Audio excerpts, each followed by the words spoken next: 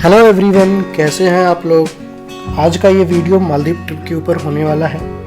इस वीडियो में हम आपको मालदीव ट्रिप से रिलेटेड सारी इन्फॉर्मेशन देंगे, तो बिना स्किप किए हुए इस वीडियो को अंत तक देखें।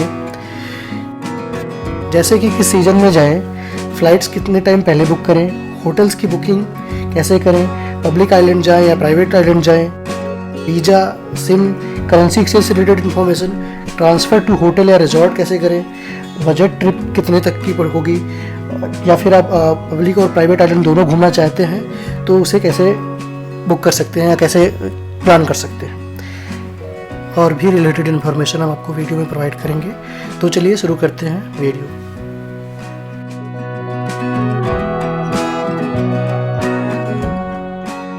जब भी हम कोई ट्रिप शुरू करते हैं तो सबसे पहले हमारे दिमाग में आता है कि हम किस सीज़न में जाएं, यानी कि बेस्ट टाइम टू विजिट।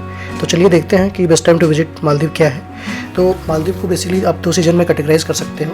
एक है बेस्ट टाइम जो स्टार्ट होता है नवंबर से और वो अप्रैल तक जाता है, और दूसरा सीज़न स्टार्ट होता है जो मई से होता है और वो अक्टूबर तक जाता है। तो सबसे पहले हम बात करते हैं पीक सीज़न की, जो कि नवंबर से स्टार्ट होकर अप्रैल तक जाता है, क्योंकि इस टाइम पे बारिश कम होती है और मौसम थोड़ा अच्छा रहता है और इसमें ज़्यादातर लोग जाते हैं, क्योंकि इसीलिए इसका रेट थोड़े से हाई होते हैं। और इसके बाद दूसरा सीज़न होता है जो कि मई से स्टार्ट होकर अक्टूबर तक जाता है, और इसके रेट्स कम्प्लीटली थोड़े कम होते हैं, क्योंकि इस टाइम पे ऑफ सीज़न कहा जाता है, इसमें बारिश ज़्यादा होती है तो थोड़े कम लोग जाते हैं। तो जिनका बजट थोड़ा कम है और उनको अगर प्राइवेट आइलैंड पे जाके रहना है, तो अगर उस टाइम पे जाएंगे तो वो उनके लिए कॉस्ट इफ़ेक्टिव होगा। पर ये है कि हाँ, उस टाइम पे बारिश वगैरह का भी प्रॉब्लम होगी तो उसके हिसाब से वो अपना मैनेज कर सकते हैं।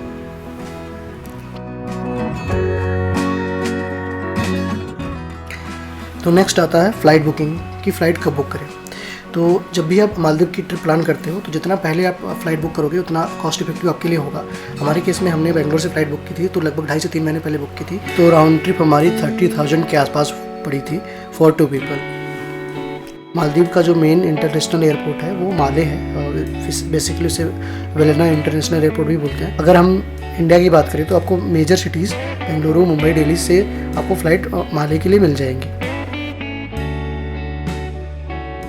तो नेक्स्ट आता है डॉक्यूमेंट्स रिक्वायर्ड। तो आपको पासपोर्ट चाहिए होगा सबसे पहले, उसके बाद आपको रिटर्न फ़्लाइट टिकट चाहिए होगी, क्योंकि आपको रिटर्न आना है तो ये आपको दिखाना पड़ता है वहाँ पे। तो फ़्लाइट टिकट या फिर बाई सी आते हैं तो वो भी आप दिखा सकते हैं। और उसका साथ में आपको होटल बुकिंग, यानी कि आप जब यहाँ से जा रहे हैं तो आपको पहले से ही होटल बुक करके रखने होते हैं, तो आपको होटल के जो टिकट हैं वो दिखाने पड़ेंगे। और उसके साथ में आपको एक इमूवर डिक्लेरेशन फॉर्म है, जो कि बेसिकली हेल्थ डिक्लेरेशन फॉर्म है। ये कोविड के बाद से स्टार्ट हुआ है, तो पहले आपको RT-PCR और कोविड वैक्सीनेशन की भी ज़रूरत थी। अभी फ़िलहाल उन्होंने हटा दिया है, पर आप एक बार जब भी जाएँ तो आप एक बार वेरीफाई कर लें कि उनकी हेल्थ डिक्लेरेशन फॉर्म में क्या क्या रिक्वायरमेंट है। इमूवा का लिंक मैं आपको डिस्क्रिप्शन बॉक्स में दे दूँगा। हम बात करते हैं वीज़ा की। वीज़ा ऑन अराइवल होता है जब आप वहाँ पे माले पे लैंड करेंगे, तो उसके बाद आप इमिग्रेशन काउंटर पे जाएंगे, तो सामने ही आपके लैंड इमिग्रेशन के काउंटर होते हैं। तो वहाँ पे आपको अपने डॉक्यूमेंट्स दिखाएंगे, ये सारे passport, return ticket, hotel booking. तो आपको वीज़ा ऑन अराइवल में वो 30 डेज़ के लिए अलाउ करते हैं और वो फ्री ऑफ कॉस्ट होता है। अब हम बात करते हैं होटल बुकिंग की। तो होटल बुकिंग करने के पहले आपको ये डिसाइड करना होता है कि आप पब्लिक आइलैंड पे जाना चाहते हैं, प्राइवेट आइलैंड पे जाना चाहते हैं, या फिर आप पब्लिक और प्राइवेट दोनों आइलैंड पे जाना चाहते हैं। तो ये डिसाइड करने के लिए आपको अपना पहले बजट डिसाइड करना पड़ेगा। अगर आपका बजट 1 लाख के आसपास 2 लोगों के लिए है तो आप 3 से 4 दिन पब्लिक आइलैंड पे अच्छे से एंजॉय कर सकते हैं। आपको उसमें सारी एक्टिविटीज़ आपकी इंक्लूड हो जाएंगी, और साथ में आपका स्पीड बोट ट्रांसफ़र भी इसी में इंक्लूड हो जाएगा, और इसी 1 लाख में आपका खाना भी हो जाएगा।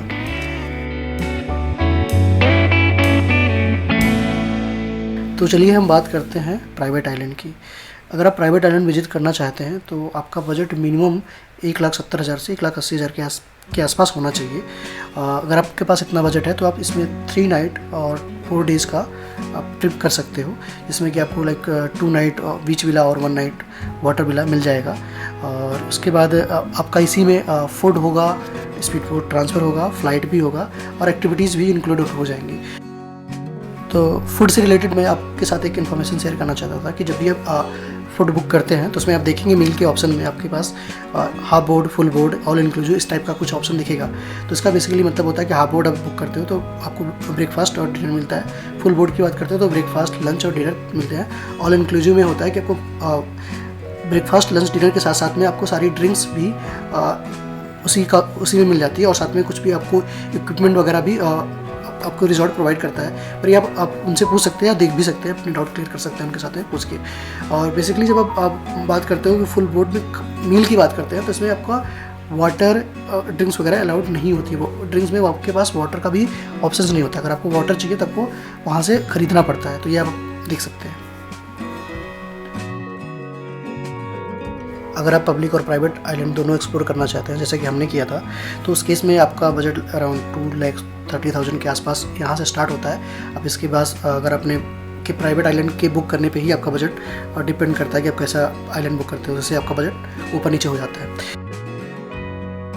हमारा जो ट्रिप था वो बेसिकली 5 नाइट और 6 डेज़ का था, जिसमें 3 नाइट और 4 डेज़ हम प्राइवेट आइलैंड पे थे और 2 नाइट और 3 डेज़ हम जो है पब्लिक आइलैंड पे थे। इसमें हमने प्राइवेट आइलैंड पे फुल बोर्ड मील ली थी और स्पीड बोट ट्रांसफ़र भी इंक्लूडेड था और पब्लिक आइलैंड पे हमारा स्पीड बोट ट्रांसफ़र था और हाफ बोर्ड मील थी और हमारी वाटर एक्टिविटीज़ भी पब्लिक आइलैंड पे इसी में इंक्लूडेड थी।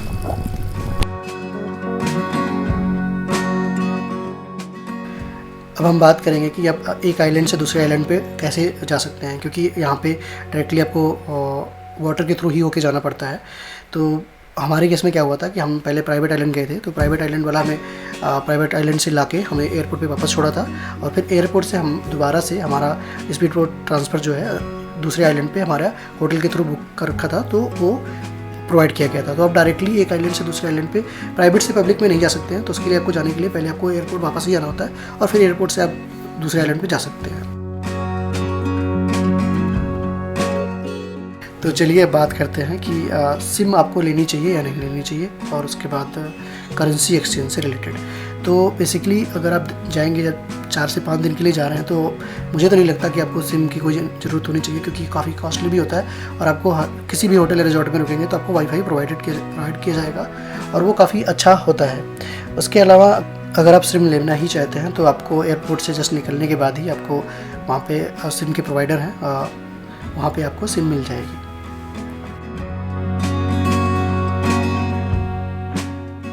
तो चलिए अब बात करते हैं करेंसी एक्सचेंज की। आपकी रिक्वायरमेंट के हिसाब से आप जो भी आप करेंसी लेके जाते हैं तो आप वहाँ पे जाने के बाद आप एयरपोर्ट से निकलने के जस्ट बाद ही आप वहाँ पे करेंसी एक्सचेंज करवा सकते हैं। और अगर आप वहाँ की बात करें तो हर जगह पे डॉलर एक्सेप्टेड होते हैं, उसके अलावा मालदीवियन रुपया भी होता है। तो आप अपने रिक्वायरमेंट के हिसाब से ज़्यादातर जगह पे US डॉलर एक्सेप्टेड होता है तो आप करेंसी जो है US डॉलर में एक्सचेंज करवा सकते हैं। आप एयरपोर्ट के बाहर भी करवा सकते हैं और आप लोकल पे जाके किसी आइलैंड पे, पब्लिक आइलैंड में जाते हैं तो आप वहाँ पे आप करा सकते हैं, पर आप प्राइवेट आइलैंड पे आप नहीं करा सकते। अगर आपके पास कोई कार्ड है तो आप उसको इंटरनेशनल ट्रांजैक्शन के लिए भी आप एक्टिवेट कर सकते हैं, तो वो भी आपके लिए हेल्पफुल रहेगा।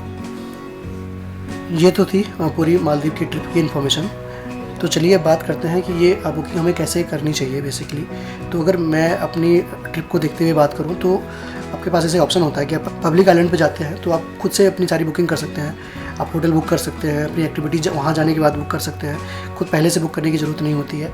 और स्पीड बोट ट्रांसफ़र का है तो आप होटल से बात करेंगे तो आपको स्पीड बोट ट्रांसफ़र प्रोवाइड करता है, उसके पैसे आप वहाँ पे जाने के बाद दे सकते हैं। पर अगर आप प्राइवेट आइलैंड की बात करें जाने के लिए तो आपको अगर कोई आपके पास है कोई ट्रेवल एजेंट है तो अगर आप उनको चूज़ करते हैं तो वो एक बेस्ट ऑप्शन होता है, क्योंकि वो आपको अच्छा सा पैकेज प्रोवाइड करके देते हैं और वो सारी इन्फॉर्मेशन आप होटल से भी क्लैरिफाई कर सकते हो।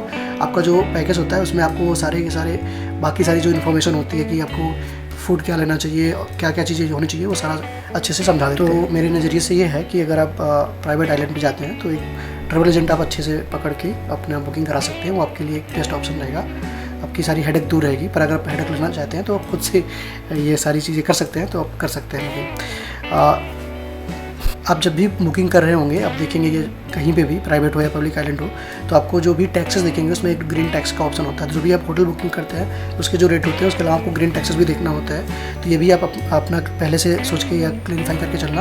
आप अपने होटल में भी बात कर सकते हो, तो आपको सारी इन्फॉर्मेशन वो शेयर कर देंगे आपके साथ। जब भी आप कोई ट्रैवल एजेंट से अपनी बुकिंग करा रहे हो तो आप अपने ट्रैवल एजेंट से ये सारी चीज़ें पूछ सकते हैं कि इसमें सारा टैक्सेस इंक्लूडेड हैं, या आपका मील बोर्ड कौन सा प्लान है, क्या क्या नहीं है, सारी चीज़ें आपको अपफ्रंट पूछ लेनी चाहिए। तो उससे आपका बेटर रहता है कि बाद में आपको कोई हिडन चार्जेस नहीं रहेगा, वहाँ पे आपको जाके कोई प्रॉब्लम नहीं होगी। मैंने अपनी तरफ से अब सारी इन्फॉर्मेशन शेयर कर दी है, पर आपके पास अगर कोई क्वेश्चन है, कुछ और डाउट है, आप पूछना चाहते हैं तो आप हमें कमेंट बॉक्स में बताएं।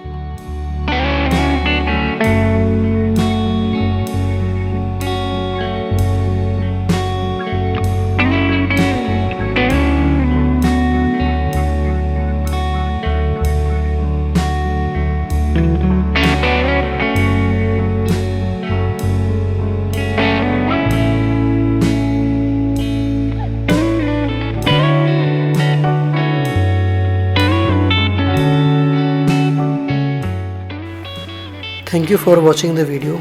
अगर आपको हमारा वीडियो पसंद आया तो हमारे चैनल को सब्सक्राइब करें और लाइक करें। धन्यवाद।